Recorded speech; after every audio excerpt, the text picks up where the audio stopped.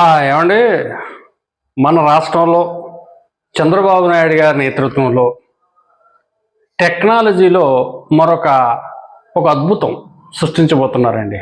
అద్భుతం అంటే దీన్ని మనం ఏమనాలంటే గేమ్ చేంజర్ అనొచ్చు. ఇంచేతంటే ఒకప్పుడు ఇదే చంద్రబాబు నాయుడు గారు హైదరాబాదులో సైబర్ సిటీ నిర్మించడం జరిగింది. మరి అక్కడ సైబర్ టవర్స్ కానీ అక్కడ విపరీతంగా ఈ టెక్నాలజీని అక్కడ డెవలప్ చేసి ప్రపంచంలోనే అగ్రగామిగా హైదరాబాద్ నిలబెట్టడం జరిగింది. మరి ఇప్పుడు అదే అవకాశం అమరావతికి రానుంది. క్వాంటమ్ వ్యాలీ అని ఒక కొత్త తరం కంప్యూటర్ టెక్నాలజీని అమరావతిలో చంద్రబాబు నాయుడు గారు ప్రవేశపెట్టారు. ఇది ప్రపంచవ్యాప్తంగా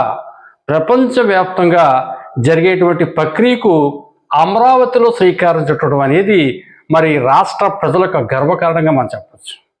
దానికి సంబంధించినటువంటి ఆ క్వాంటమ్ వ్యాలీ ప్రతినిధులతోటి సాఫ్ట్వేరు హార్డ్వేరు రంగాల్లో నిపుణులైనటువంటి శాస్త్రవేత్తలు పెద్ద మరి పరిజ్ఞానం కలిగిన వ్యక్తులతో మరి ఈరోజు నోవాటెల్ హోటల్లో ముఖ్యమంత్రి చంద్రబాబు నాయుడు గారు ఐటీ శాఖ మంత్రులు నారా లోకేష్ గారు మీటింగ్ పెట్టడం జరిగింది.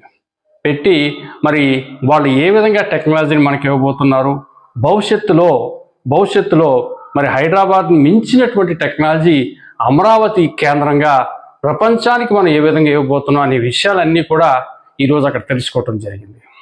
నిజంగా ఇది ఏంటి అనేది ఒక్కసారి మనం చూస్తే మరి మనకంటే బీటెక్ ఈ టెక్నాలజీ ఐటీ చేసిన వాళ్ళకైతే బాగా తెలుస్తుంది. కానీ తెలిసిన దాంట్లో కొద్దిగా నేను చెప్తా ఉన్నాను.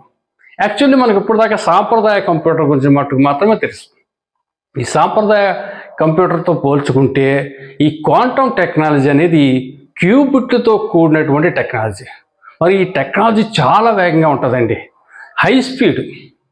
ఇందులో అసలు మనకి దొరకందంటూ ఏది ఉండదు. ఇంకా సాంప్రదాయ కంప్యూటర్లో మనకి ఏదైనా ఒక సమాచారం కోసం ఆ కంప్యూటర్ ముందు కుస్తీ పట్టాలి.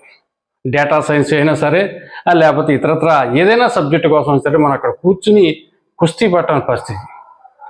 సైబర్ సెక్యూరిటీ అయినా సరే. కానీ ఇది అలా కాదు, విత్ ఇన్ సెకండ్స్లో మనం తీసేయచ్చు.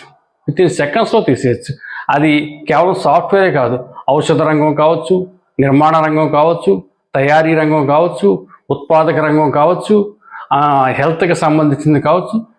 ఏ టెక్నాలజీతో ఏదైనా సరే ఈ క్వాంటమ్ టెక్నాలజీ ద్వారా మనం చాలా ఈజీగా పసిగట్టేయచ్చు.